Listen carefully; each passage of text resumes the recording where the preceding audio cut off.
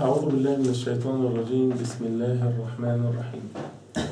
نائب الفاعل، أو كما قال المصنف: باب المفعول الذي لم يسمى فاعله.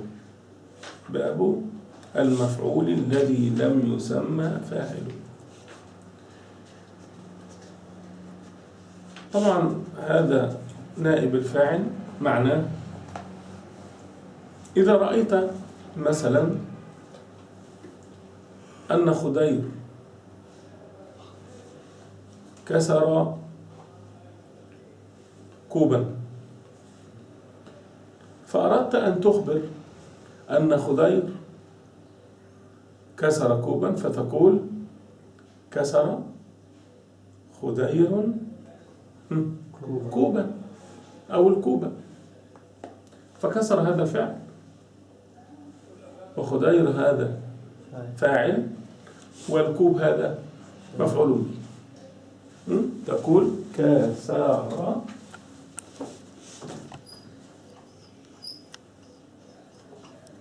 هذا خضر، ليس خضير، الكوبة. كسر خضر الكوب. فإذا أردت ألا تخبر أن الذي كسر الكوب هو خضر، أو أنك لا تعرف من كسر الكوب، أنت دخلت إلى المطبخ وجدت الكوب مكسور، إذا عرفت ولم ترد أن تخبر، أو إذا لم تعرف وتريد أن تخبر عن كسر الكوب، تستخدم فعل مبني للمجهول. ما مبني للمجهول؟ أي أن فاعله غير معروف، أو أنك تعرف ولكن لا تريد أن تخبر. أنا أعرف أن خضر هو الذي كسر، ولكن لو قلت لأبيه، أبيه سيضربه، أو طلاب معه في شقة سيضربونه، أنا لا أريد أن أخبر، فأقول: كسر. هذا فعل ماضي أضم أوله وأكسر ما قبل آخره. وخضر هذا خلاص ما عاد موجود، وأجعل الكوب مكان خضر. كسر الكوب. هذا هو المفعول به. كان في الأصل المفعول به الذي لم يسمى فاعله غير موجود. المفعول به، هذا مفعول به، هو هنا صار نائب فاعل. فنائب فاعل المفعول الذي لم يسمى فاعله خلاص. وكيف يكون إعراب؟ كسر هذا فعل ماض مبني للمجهول مبني على الفتح. فعل ماض مبني للمجهول مبني على الفتح. وهذا الذي كان مفعول به سيعرب نائب فاعل مرفوع، يأخذ حكم الفاعل، هو نفس حكم الفاعل، نائب فاعل مرفوع، وعلامة رفعه الضمة الظاهرة. كسر الكوب. هذا إن كان ماضيا. أما إن كان مضارع يضم أوله ويفتح ما قبل آخره. يكسر الكوب. يكسر، يضم أوله ويكسر ما قبل آخره في الماضي، يضم أوله ويفتح ما قبل آخره في المضارع، ويعرب نفس الإعراب. عليكم السلام ورحمة الله. فعل مضارع مبني للمجهول مرفوع، وعلامة رفعه الضمة الظاهرة. فعل مضارع هو فعل مضارع، هذا مبني للمجهول، هذا ليس إعراب، هذا اسمه فعل مضارع. مثل هذا فعل ماضي مبني للمجهول، هذا فعل مضارع مبني للمجهول. ضم الأول وفتح ما قبل الآخر، مرفوع وعلامة رفعه الضمة الظاهرة، والكوب هذا نائب فاعل مرفوع وعلامة رفعه الضمة الظاهرة. هنا ليس مشكلة. يكسر الكوب. يكسر الكوب، يكسر الكوب، نائب فاعل مرفوع وعلامة رفعه الضمة الظاهرة. إن كان هذا الفعل يتعلق بلفظ الجلالة، أي أن الفاعل المحذوف هو لفظ الله أو يعود على الله، نقول مثل خلق الله، خلق الله السماوات والأرض، خلق الله السماوات والأرض. خلق هذا فعل، الله هذا فاعل، السماوات هذا مفعول به منصوب بالكسرة لأنه جمع مؤنث سالم، الواو هذا حرف عطف، الأرض هذا اسم معطوف منصوب وعلامة نصبه الفتحة الظاهرة. يقول ابن الفعل للمجهول، لا نستطيع مع الله نبني الفعل المجهول، الله لا يكون مجهول، لا نكتب نفس الكلام، ما في مشكلة في كتاب، اكتب خلق هذا فعل، ماضي، خلق تصبح خلق، الله خلاص خلق السماوات، السماوات هذه مؤنثة، إذن لابد من تأنيث، تقول خلقت، خلقت، هذه سكون، خلقت السماوات والأرض، خلقت السماوات والأرض. ما الذي حدث؟ ضم أوله وكسر ما قبل آخره. هذا الفاعل كان الله، عندما صار نائب الفاعل مؤنث أنثنا الفاعل. خلقت السماوات، تاء ساكنة وألف ولام التقاء ساكنين كسرنا التاء، خلقت السماوات، هذه صارت نائب فاعل مرفوع، إذا هذا اسم معطوف مرفوع. ويعرب، انظر فعل ماض مغير الصيغة، لا نقول مبني للمجهول تأدبا مع الله، مغير الصيغة، فعل ماض مغير الصيغة مبني على الفتح، التاء حرف تأنيث، السماوات نائب فاعل مرفوع، الواو حرف عطف، الأرض اسم معطوف مرفوع. خلقت السماوات والأرض، هذا هو المفعول به، المفعول الذي لم يسمى فاعله، نائب الفاعل. فهمت؟ نقرأ إن شاء الله، سنفهم إن شاء الله، ولا شيء في هذا الدرس.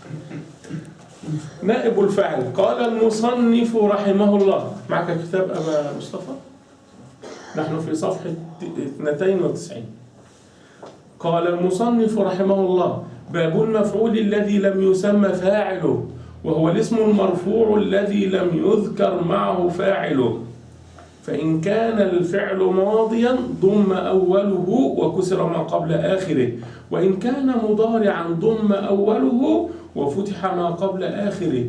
الشرح: بعد أن فرغ أي انتهى المصنف رحمه الله من الفاعل، شرع بدأ في النائب عن الفاعل لأن حكمه كحكم الفاعل في وجوه كثيرة، وسماه المفعول الذي لم يسمى فاعله، أي لم يذكر معه فاعله لقيامه مقامه، قام مقامه. ونائب الفاعل تعريفه والاسم المرفوع الذي لم يذكر معه فاعله. مثاله قول النبي صلى الله عليه وسلم: بني الإسلام على 5. من الذي بنى؟ الله. ماذا بنى؟ كان الإسلام هذا مفعول به. بني فعل ماض مبني للمجهول لا، تأدبا مع الله، فعل ماض مغير الصيغة. نحن قلنا أن الفعل المبني للمجهول يأتي لسببين: إما أنك لا تريد أن تذكر من الفاعل، أو أنك لا تعرفه. هنا نحن نعرف أن الله هو الفاعل، لكن لا نريد أن نذكره، وهذا من البلاغة، لأن كلما قل الكلام كان بلاغة وأدى المعنى. كلما أنت تقول شرح الأستاذ الدرس، كلام جميل، الأفضل منه في البلاغة هذه 3 كلمات، الأفضل أن تقول 2 ويؤدي المعنى. شرح الدرس، خلاص انتهى المعنى، خلاص شرح الأستاذ الدرس، شرح الدرس. بدلا من أن تستخدم 3 كلمات استخدمت كم؟ 2 هذا اسمه إيجاز، اختصار. وفي الإيجاز جمال، هذا من البلاغة. فأنت تبني الفعل للمجهول لأنك لا تريد أن تذكره أو أنك لا تعرف. نحن نعلم الله، لكن تأدبا مع الله لا نقول مبني للمجهول، فعل ماض مغير الصيغة مبني على الفتح. والإسلام نائب فاعل مرفوع وعلامة رفعه الضمة الظاهرة، وعلى حرف جر مبني على السكون لا محل له من الأعراب، و5 اسم مجرور بعلى وعلامة جره الكسرة الظاهرة. إعرابه: بني فعل ماض مغير الصيغة، الإسلام نائب فاعل مرفوع، أصله بنى الله الإسلام، فحذف الفاعل وهو لفظ الجلالة للعلم به، وأقيم المفعول الإسلام مقامه فصار مرفوعا بعد أن كان منصوبا، وغيرت معه صورة الفعل فصار بني الإسلام. طريقة تغيير صورة الفعل مع نائب الفاعل: إذا كان ماضيا يضم أوله ويكسر ما قبل آخره، نحو ضرب، كتب، أكرم. إذا كان مضارعا يضم أوله ويفتح ما قبل آخره، نحو يضرب، يكتب، يكرم. أقسام نائب الفاعل هي أقسام الفاعل. ولو سأتي فعل سمع، كسر. نعم، سمع. هو أن تضم أوله وتكسر ما قبل الآخر. استقام، يستقيم، مستقيم.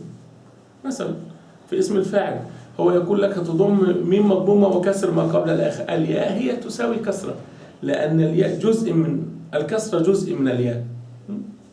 ولو هي ألف تحول إلى ياء، لو يأتي ألف تكون ياء. قال المصنف: وهو على قسمين: ظاهر ومضمر. فالظاهر نحو قولك ضرب زيد ويضرب زيد، وأكرم عمرو ويكرم عمرو. الشرح: انقسم نائب الفاعل كما انقسم الفاعل إلى ظاهر ومضمر. فأما الظاهر فنحو قوله تعالى: ضرب مثل. بسم الله أخي. ضرب فعل ماضي مبني على فتح لا محل له.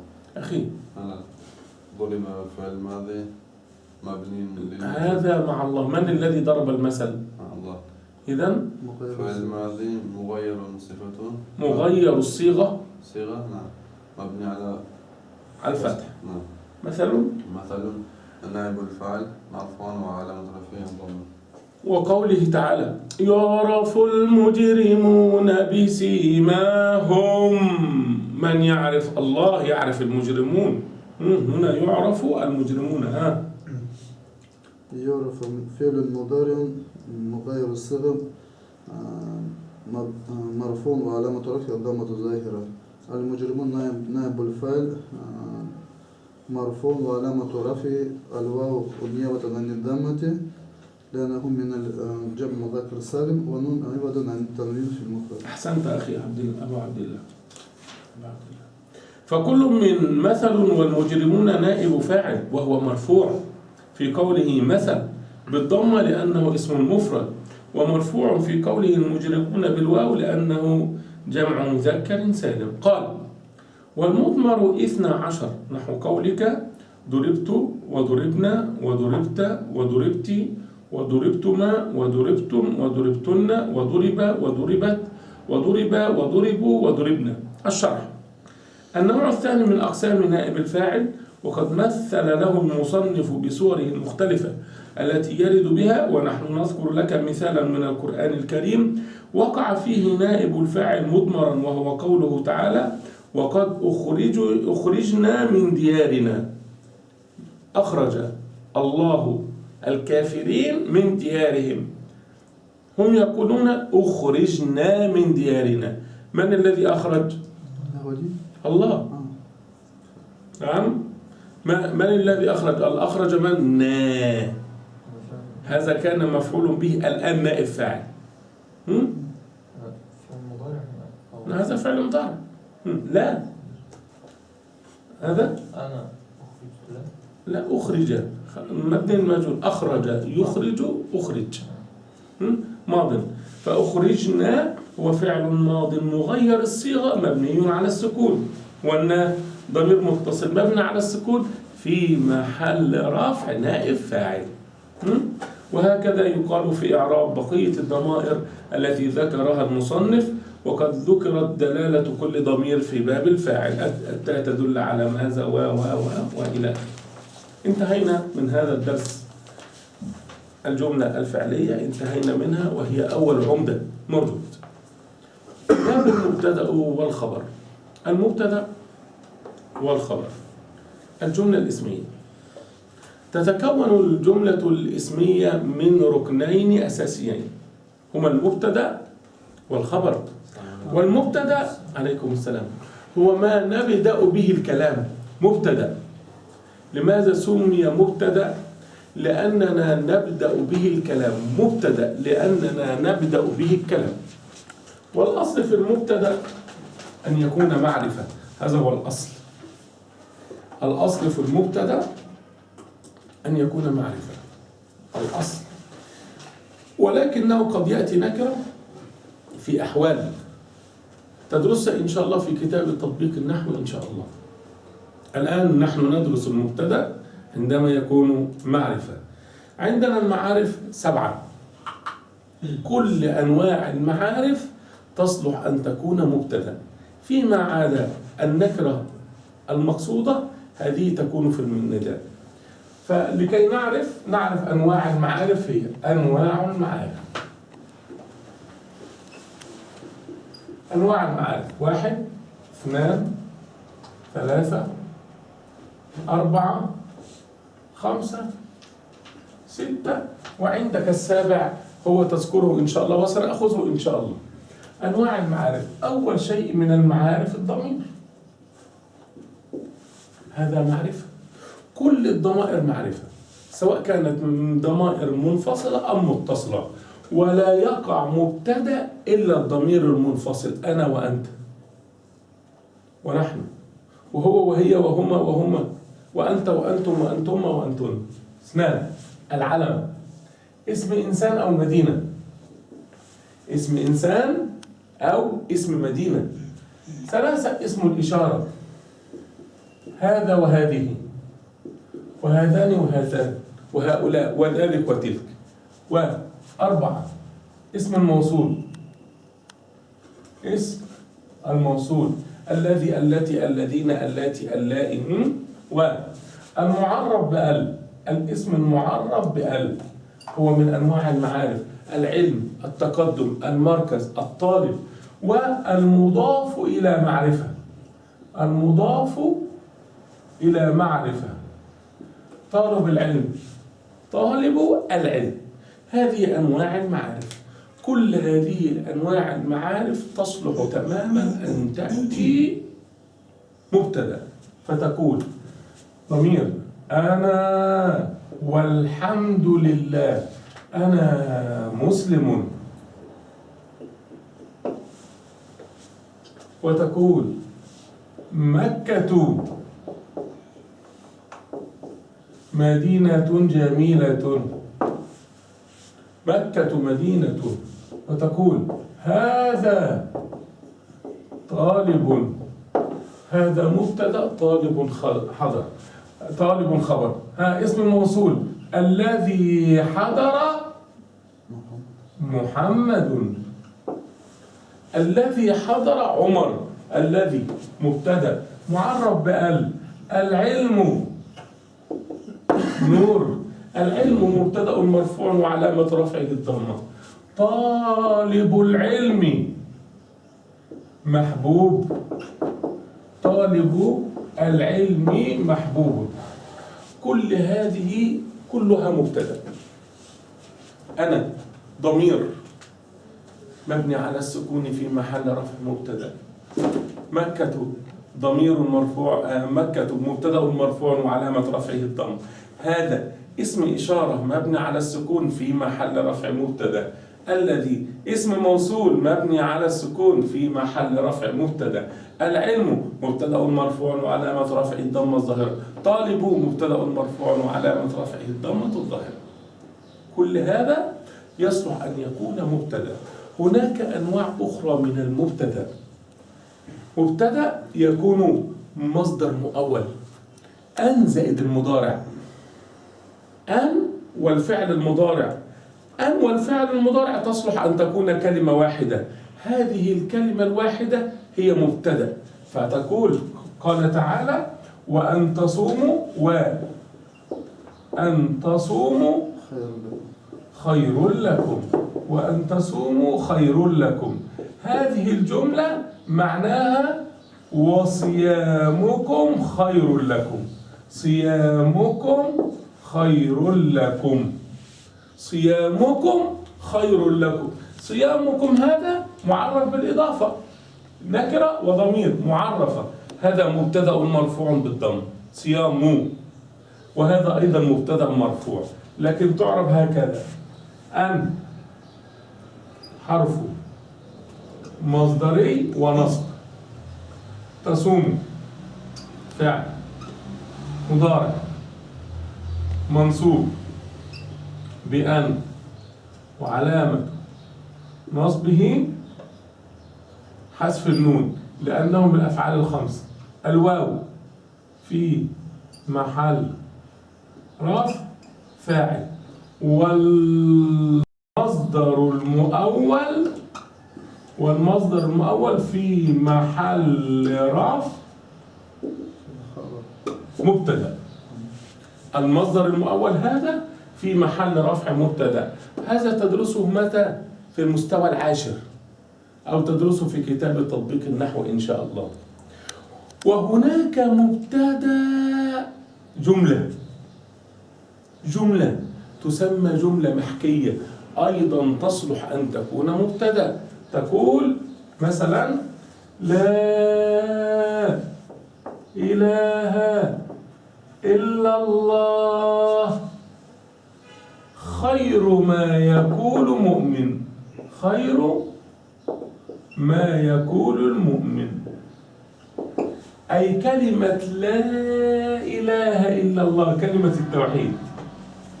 كل لا إله إلا الله هذه مبتدأ، وكلمة التوحيد لا إله إلا الله.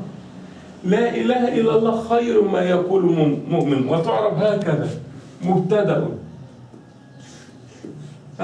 مبتدأ مبني في محل رفع. مبتدأ مبني في محل رفع. مبني على ماذا؟ مبني على حركة الحكاية، يعني كما هي، هذه سكون، هذه ضمة، هذه فتحة، اسمها حركة الحكاية. واختصار نقول مبتدأ في محل رفع لأنه مبتدأ مرفوع. وكلمة خير هذه تعرب خبر. وتقول: لا حول ولا قوة إلا بالله كنز من كنوز الجنة. كلمة لا حول كلمة كل هذا يعرب مبتدأ. مبتدأ مبني في محل رفع، وكنز هذه تعرب خبر. هذه هي أنواع المبتدأ التي تأتي في الجملة الاسمية. ضمير، علم، اسم إشارة، اسم موصول، معرف بأل، مضاف إلى معرفة، مصدر مؤول، جملة محكية. جملة محكية. هذه أنواع المبتدأ التي تأتي. هل المبتدأ يأتي نكرة؟ نعم، ممكن يأتي نكرة، ولكن له شروط. عندما يكون نكرة لابد له شروط.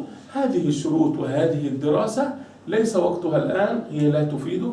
هذه إن شاء الله عندما تدرس كتاب التطبيق النحوي إن شاء الله هناك مواضع التي يأتي فيها المبتدأ نكرة، عددها 8 مواضع، وزاد الدكتور عباس حسن إلى 14 موضع، وإن شاء الله تكون في وقتها إن شاء الله. هذا هو المبتدأ. الخبر، والخبر لابد أن يكون معرفة. لابد أن يكون لا نكرة. المبتدأ معرفة لكن الخبر نكرة. انظر انظر انظر انظر انظر انظر انظر، نكرة. ويأتي قليل جدا معرفة. يأتي قليل جدا، يأتي قليل، وهذا يعني هذا كلام أيضا يعني ليس خبر مباشرة. هذا مهم. قليل ما يأتي معرفة، وعندما يأتي معرفة يكون له مشاكل. ممكن يعرب نعت، وممكن يعرب خبر. ماذا نفعل؟ هل هو نعت؟ هل هو خبر؟ يأتي بمشكلة. ولكن الأعم الأشمل أن يأتي الخبر نكرة. المبتدأ معرفة والخبر نكرة. أنت عندما تكون جملة تكون حريص على هذا. مبتدأ معرفة وخبر نكرة. بعض الطلاب يخطئ كثير عندما يكون جملة، يأتي بكلمة نكرة ويبدأ بها الكلام. لا، يقول طلاب في الفصل، طلاب في المركز. لا لا لا. ونحن نرى الجمل في المستوى تجد هذه غلطة كبيرة، خطأ كبير جدا، خطأ كبير جدا موجود. يبدأون بنكرة نكرة نكرة، أما الخبر يكون لا لا لا. أنت تريد أن تكون جملة، اجعل مبتدأ معرفة واجعل خبر نكرة، تأتي معك جملة صحيحة. هذا الخبر له أنواع. هذا الخبر له أنواع. أنواعه 2 لا ثالث لهم. نحن سندرس لك الآن رأي الدكتور أو رأي ابن أجروم وما كتبه، ورأي العلماء على رأسهم أو جمهور النحاة، وعلى رأسهم الفاضل الدكتور عبد الراجحي رحمه الله. الخبر، انظر نقول محمد مجتهد، ومحمد يقول الصدق،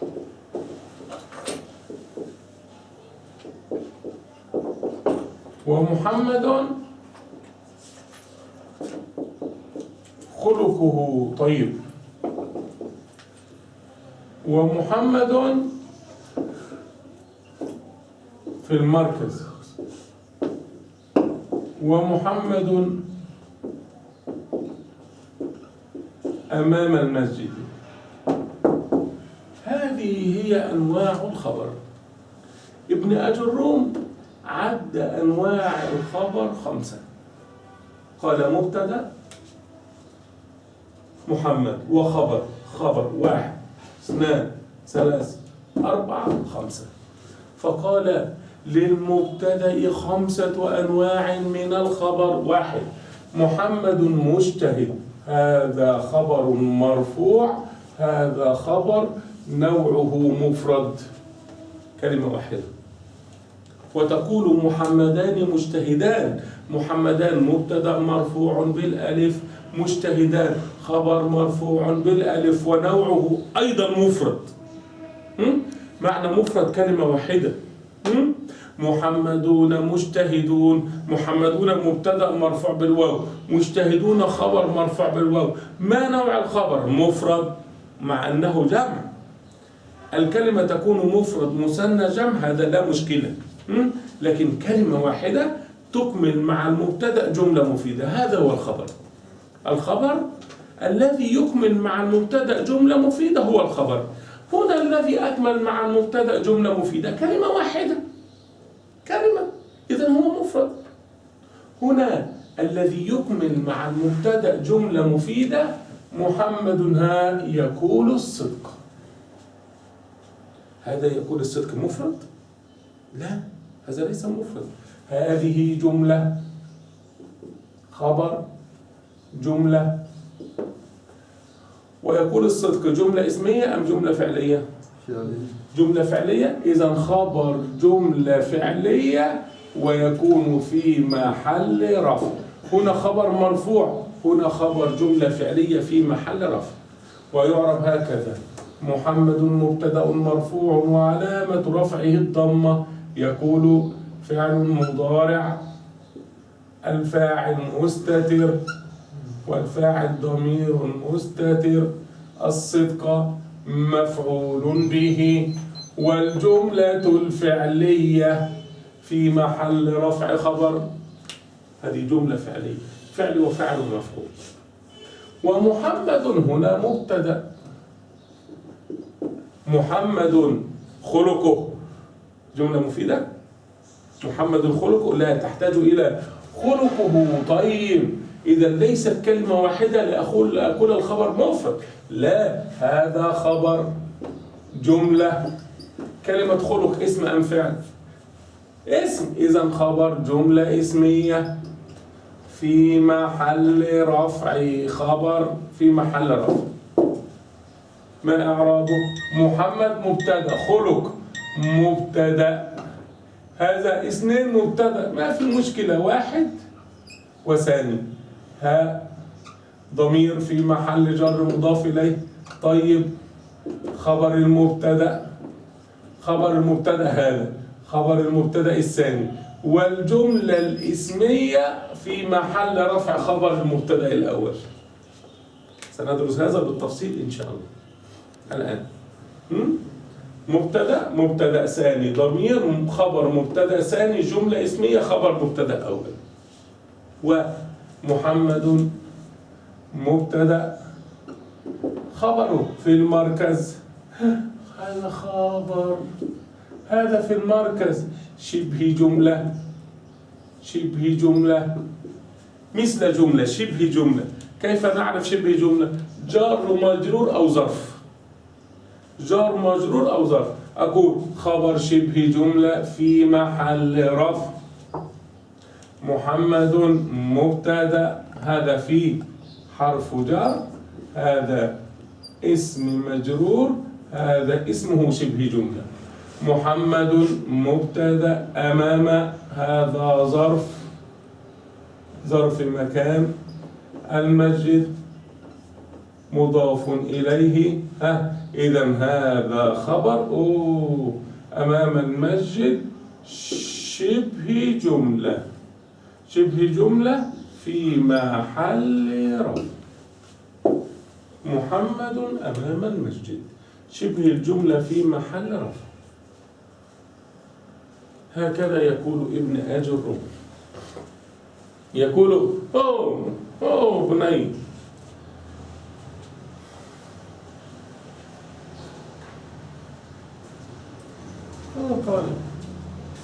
قال هكذا هو الخبر وأنواعه: خبر مفرد، جملة فعلية، جملة اسمية، شبه جملة، شبه جملة. الدكتور عبد الراجحي لا جمهور النحاة، جمهور النحاة، جمهور النحاة يقول غير هذا. جمهور النحاة يقول أن الخبر نوعان فقط: خبر، عليكم السلام، مفرد، وخبر جملة. ولا يوجد هذا خبر، هذا الخبر لا يوجد. وهذا هو الصحيح، أن شبه الجملة ستدرس إن شاء الله في كتاب التطبيق النحوي لا يكون أبدا لا نعت ولا حال ولا موصول ولا خبر. طب لو هنا شبه الجملة ليس خبر، إذن أين الخبر؟ يقولون هنا الخبر محذوف، هناك الخبر ولكنه محذوف. محذوف؟ نعم. طب ما هو المحذوف؟ أين تقديره؟ كلمة موجود، كلمة كائن. محمد موجود في المركز، كائن في المركز، هذا هو الخبر. محمد كائن أمام الكعبة، أمام المسجد، موجود أمام المسجد، هذا هو الخبر. الخبر هنا محذوف. طب ما هذا شبه جملة؟ شبه جملة بدل من الخبر المحذوف، بدل منه، يكمل المعنى، يكمل المعنى. المعنى ناقص هو يكمله.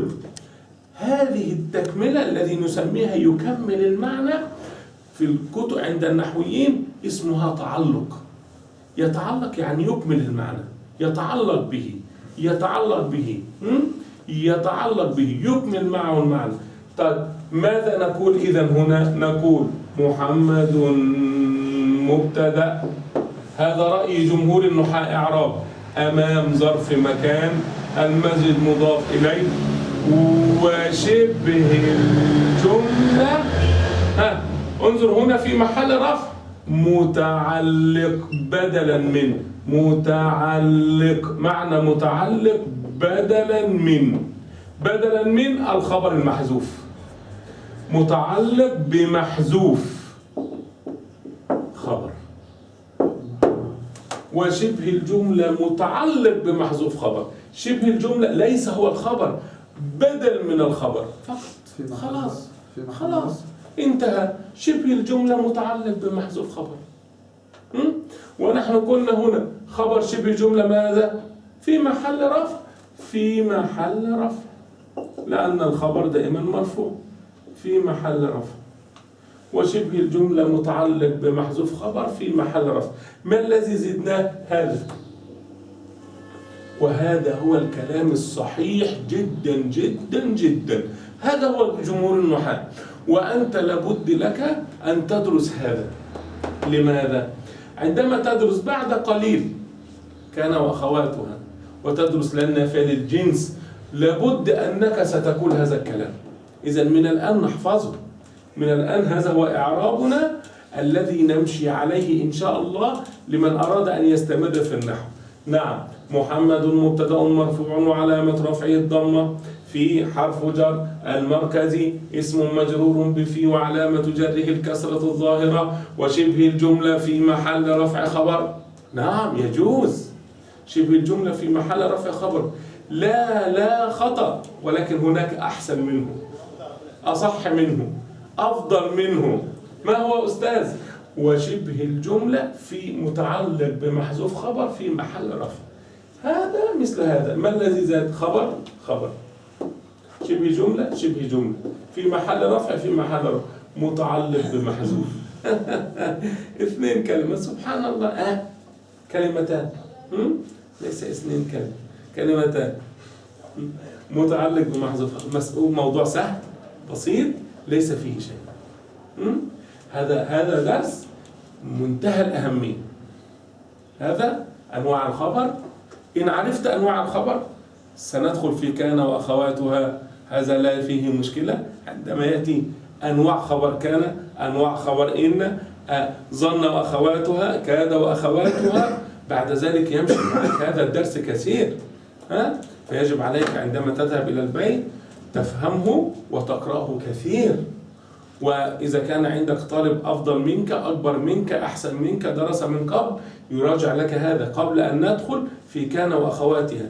إن دخلنا في كان ولم تعرف هذا سنقف كثير جدا، ولا نريد أن نقف، نريد أن نمشي إن شاء الله. هو عمر. أين عمر؟ شفاك الله في أذن. لهذا قالوا لي أذن، أنا قلت لو أتصل علي ربما أذن مشكلة.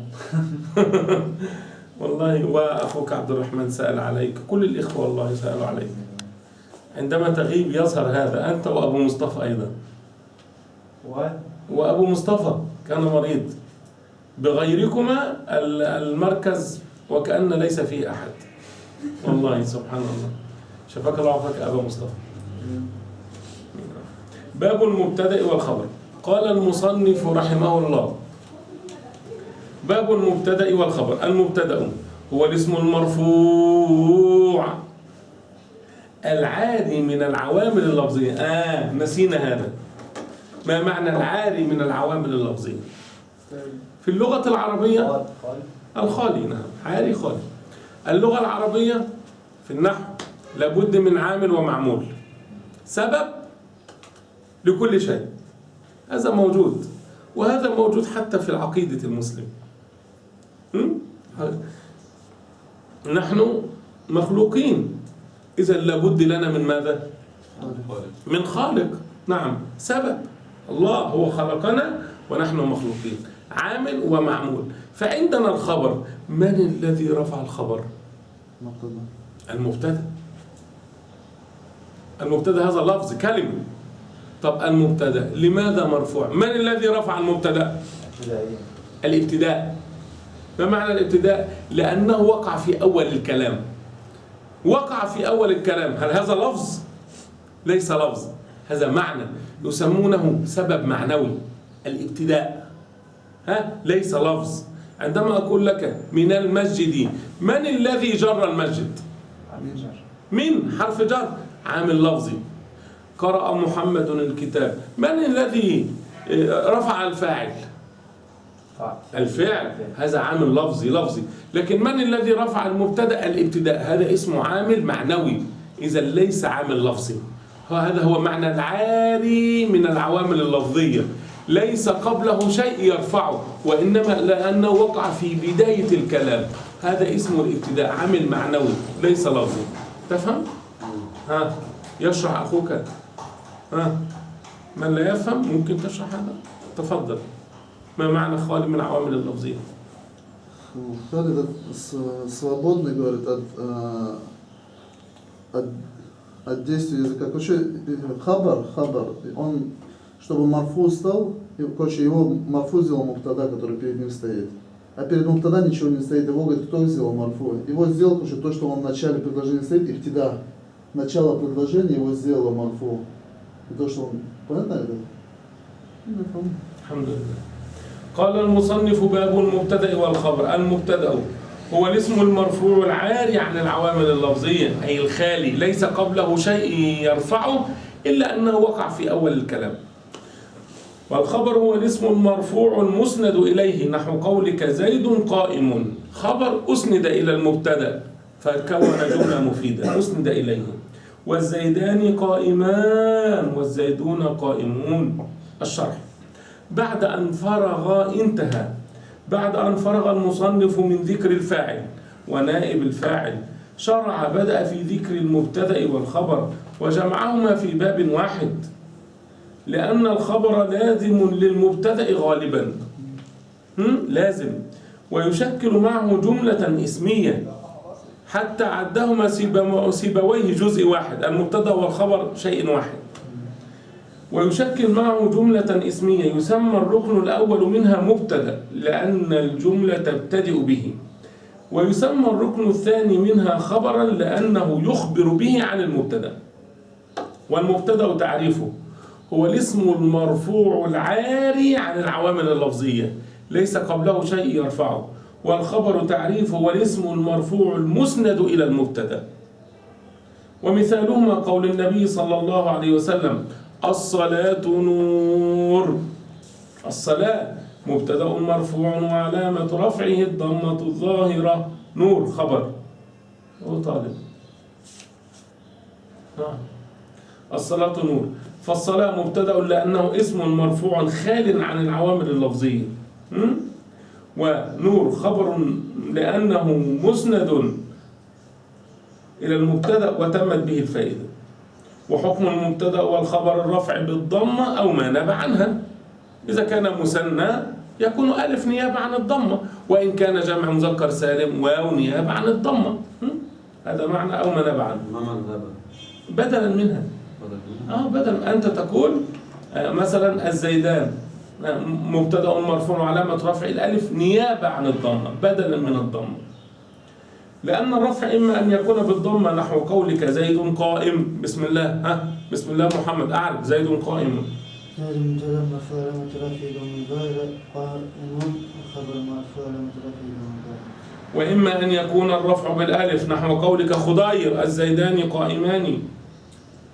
الزيدان مبتدأ مرفوع وعلامة رفعه الألف نيابة نيابة عن الضم لأنه مثنى. وقائمان قائمان خبر مرفوع وعلامة رفعه ألف لأنه مثنى. نعم طبعا، والنون عوض عن التنوين في المفرد. نعم كلام جميل. وإما أن يكون بالواو نحو قولك الزيدون قائمون بسم الله محمد الزيدون. مبتدأ مرفوع وعلامة رفعه الواو نيابة عن الضم وقائمون. أقسام المبتدأ. قال المصنف والمبتدأ قسمان. عندنا المبتدأ كم؟ ثمانية. هذه أقسام المبتدأ، أنواع المبتدأ. انظر كثير، هذا توضيح، هو نفس الكلام. والمبتدأ قسمان ظاهر ومضمر، فالظاهر ما تقدم ذكره، والمضمر 12، وهي أنا ونحن وأنت وأنت وأنتم وأنتم وأنتن وهو وهي وهما وهم ونحو قولك أنا قائم ونحن قائمون وما أشبه ذلك. الشرح. المبتدأ قسمان ظاهر ومضمر، فالظاهر قد تقدم ذكره، وأما المضمر فالواقع منه مبتدأ 12 ضميرا. وقع مبتدأ كلها ضمائر منفصلة، وهي أنا ونحن، أنا للمتكلم الواحد ونحن للمتكلم المتعدد أو الواحد المعظم نفسه. تقول أنا قائم نحن قائمون، هذا إعرابه سهل. عبد الرحمن أنا قائم. أنا قائم، أنا ضمير منفصل مبني ضمير منفصل مبني على السكون في محل رفع مبتدأ. قائم خبر مرفوع وعلامة رفعه ضمة الظاهر. ما في مشكلة. عمر نحن قائمون. عمر نحن ضمير منفصل مبني على الضم في محل رفع مبتدأ. قائمون خبر مرفوع علامة رفعه الواو لأنه جمع مذكر سالم، ما في مشكلة. نعم. وهكذا كل الضمائر على نفس الإعراب. ضمير منفصل مبني في محل رفع مبتدأ والكلمة الثانية خبر.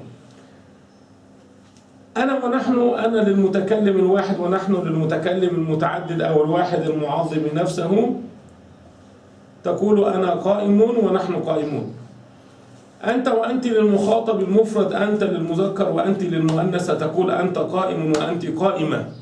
أنتما للمخاطبين مذكرين كان أو مؤنثين تقول أنتما قائمان وأنتما قائمتان، مثنى مذكر مثنى مؤنث. أنتم وأنتن للمخاطب الجمع، أنتم للمذكر أنتن للمؤنث تقول أنتم قائمون وأنتن قائمات. هو وهي للغائب المفرد، هو للمذكر وهي للمؤنث تقول هو قائم وهي قائمة. هما للغائبين مذكرين كان أو مؤنثين تقول هما قائمان وهما قائمتان. هم وهن للغائب الجمع، هم للمذكر وهن للمؤنث تقول هم قائمون وهن قائمات. فالمبتدأ في هذه الأمثلة مضمر. عليكم السلام. مضمر. عليكم السلام والسلام. لا يكون إلا منفصلا وهو مبني لا يدخل فيه إعراب، وإنما يبنى على ما سمع عليه، ويقال في إعرابه في محل رفع مبتدأ. فتقول في إعراب نحو أنا قائم، أنا ضمير منفصل مبني على السكون في محل رفع مبتدأ. انظر ذكر ابن هشام أن الضمير في قولك أنت وأنت وأنتما وأنتم وأنتن هو أن، والتاء حرف خطاب، ونسب هذا القول إلى الجمهور. والضمير فيهما الهاء والماء علامة المثنى والميم علامة الجمع والنون علامة التأنيث، هذا كلام، هذا تعمل به ما في مشكلة، تتركه ويكون الضمير كلمة واحدة. هذا هو الذي نعمل به في مصر. الضمير لا ينقسم. أنت يقول أن والتاء حرف، تما التاء ضمير وما حرف، هن الهاء ضمير والنون حرف، يقسمه إلى جزئين، نحن نعربه كلمة واحدة، وهذا هو الأيسر لطلاب العلم. أنواع الخبر، أنا أستأذنكم أرجع إلى أستاذ أحمد. أنواع الخبر. قال المصنف رحمه الله: والخبر قسمان، مفرد وغير مفرد. انظر إلى الكتاب. عمر كتاب الآن، اترك، أنا سأعطيك السبورة لو تريد في دوم ممكن في بيت أخذ.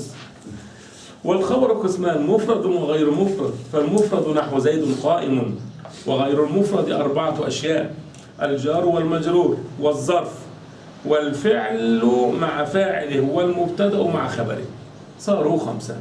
نحو قولك: زيد في الدار، وزيد عندك، وزيد قام أبوه، وزيد جاريته ذاهبة. نعم. الشرح: الخبر نوعان، مفرد وغير مفرد. فالخبر المفرد هو ما ليس جملة ولا شبه جملة، نحو قولك: زيد قائم، والزيدان قائمان، والزيدون قائمون. والخبر غير المفرد نوعان، جملة وشبه جملة. والجملة نوعان، اسمية وفعلية. فالاسمية هي التي تبدأ باسم، نحو زيد جاريته ذاهبة. بسم الله يا أخي. زيد جاريته ذاهبة. زيد مبتدأ مرفوع وعلامة رفعه الضمة. مبتدأ مرفوع وعلامة رفعه الضمة. جارية فاعل مبتدأ ثان. زيد جاريته مثل هذا تماما. محمد خلقه طيب، نفس وضع، نفس إعراب، نفس إعراب. مبتدأ ثاني مرفوع وعلامة رفعه الضمة. والهاء هاء ضمير متصل مبني على الضمة في محل جر مضاف إليه. ذاهبة الخبر مبتدأ الثاني مبتدأ مرفوع وعلامة رفعه الضمة. الضمة. والجملة الاسمية جاريته ذاهبة في محل رفع خبر مبتدأ أول. ذاهبة هذا مبتدأ، هذا خبر لجارية، خبر مبتدأ أول، مبتدأ ثاني. والجملة من المبتدأ الثاني وخبره في محل رفع خبر مبتدأ أول. شيخ كيف نعرف أن هذا مبتدأ الثاني؟ عندك زيد، هذا مبتدأ. نعم. أنت تريد أن تبحث عن خبر، أين الخبر؟ ذاهبة. لا. زيد ذاهبة؟ لا. جاريته ذاهبة. إذا هذا خبر؟ كله هذا خبر. نعم، ولكن هذا جارية من المبتدأ الثاني. نعم. كيف عرفنا؟ هي جملة اسمية، جملة الاسمية تبدأ باسم جارية. ما إعراب اسم في أول جملة اسمية؟ مبتدأ. عندك أول، إذن يكون هذا ثاني. نعم، ستشرح؟ نعم. إذن زيد جاريته ذاهبة، مبتدأ أول، مبتدأ ثاني، مضاف إليه، خبر مبتدأ ثاني، جملة اسمية من مبتدأ ثاني وخبر في محل رفع خبر مبتدأ أول. والفعلية هي التي تبدأ بفعل، نحو زيد قام أبوه. بسم الله. زيد مبتدا مرفوع وعلامة رفعه ضمة ظاهرة. قام فعل الماضي مبني على الفتح. أبوه مفعول به فاعل مرفوع وعلامة رفعه الواو نيابة عن الضمة لأنه من أسماء 5. هذا ضمير متصل مبني على الضم في محل جر مضاف إليه. والجملة الفعلية في محل رفع خبر المبتدا. نعم. زيد قام أبوه. قام أبوه. زيد его отец встал. Тот Зейд, у которого отец встал, короче. Потом еще ماذا خديجة؟ объясни потом еще. Саша, زيد مبتدأ، أين خبره؟ ولكن لا قام أبوه. أنا ترجمة فقط في الترجمة. قام أبوه هو الخبر. ما هذا؟ جملة فعلية. أعرف الجملة الفعلية، فعل وفاعل ومضاف إليه. والجملة الفعلية خبر مبتدأ. وشبه الجملة نوعان، الجار والمجرور والظرف. فالجار والمجرور نحو زيد في الدار، بسم الله محمد، ابن أجروم، ثم جمهور النحاة. ماذا يقول ابن أجروم؟ زيد مبتدا مرفوع متى في نام الدار في حرف الجر مبني على السكون محل من الإعراب بكسر قصد. لماذا؟ الدار اسم مجرور علامة جره كسر الظاهر. مجرور بفي علامة جره كسر الظاهر. ابن أجروم شبه الجملة في محل رفع خبر. هذا ابن أجروم. ممكن تقول هذا الحمد لله. وشبه الجملة في محل رفع خبر. جمهور النحاة متعلق بخبر محذوف. نعم، شبه الجملة متعلق بمحذوف خبر في محل رفع. انظر، شبه الجملة متعلق بمحذوف الخبر في محل رفع. نعم، لك الخيار. هذا أيهما أفضل؟ الإعراب الثاني. شبه الجملة متعلق بمحذوف خبر في محل رفع. خديجة. زيد والظرف نحو زيد عندك.